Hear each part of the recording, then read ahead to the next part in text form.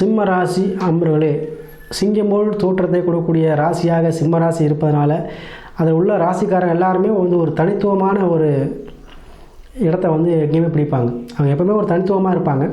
So அத்தைய சிம்மராசி அன்பர்கள் பார்த்தீங்கன்னா இந்த மார்ச் மாதத்தில் பார்த்தீங்கன்னா ராசி 7ல் சூரியன் இருக்கார். ராசிநாதனுடைய சூரியன் கூடவே சுக்கிரன், செவ்வாய், புதன், ராகுல இருக்கும்போது பிரம்மாண்டமாக ஆக போகிறீங்க. இருக்கிற இடத்துல நீங்கள் ஒரு புகழ் அடைய போகிறீங்க, புகழ்ச்சி அடைய போகிறீங்க. உங்களை எல்லோரும் வாழ்த்தக்கூடிய மாதமாக இந்த மாதம் இருக்கும். அதே போல் சுப காரியங்கள், திருமணங்கள் கண்டிப்பாக உங்களுக்கு நடைபெறுங்க. யாரெல்லாம் திருமணம் நடக்கல, தோஷம் இருக்குது, நிறைய தடைகள் இருக்குது, தாமதங்கள் இருக்குது, பொண்ணு கிடச்சேன், போய் பார்த்தேன், பொண்ணு வேறு கல்யாணம் போயிடுச்சு, இத்தனை 31 வயசு ஆயிடுச்சுன்னு சொல்லக்கூடிய யாராக இருந்தாலும் சரி கண்டிப்பாக நடக்கும். ஏன்னா 7ல் சனி வரனால உங்களுக்கு சில சிம்மராசிகளுக்கு தாமத திருமணம் நடக்கும். ஸோ அதுக்காக இப்போ பார்த்திங்கன்னா திருமணம் நடக்கக்கூடிய காலம் இந்த மார்ச் மாதம்.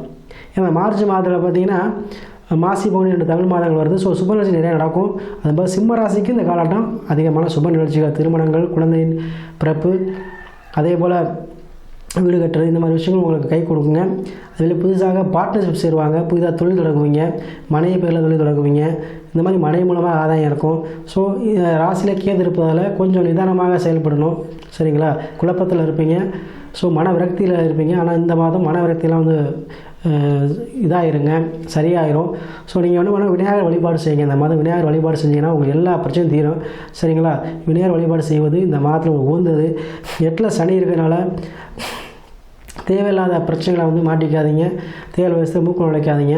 யாராச்சும் 2 சண்டை போட்டுருக்காங்கன்னா நீங்கள் விளக்க போய் கடைசியில் உங்கள் மேலே பிரச்சனை வந்துடும். ஸோ தேவையில்லாத விஷயத்தில் தலையிடாமல் இருப்பது உங்களுக்கு மிகச்சிறந்த பலனை கொடுக்கும். ஸோ விநாயகர் வழிபாடுங்கிறது இன்னமும் உங்களுக்கு எல்லா பிரச்சனைகளும் தீரும்.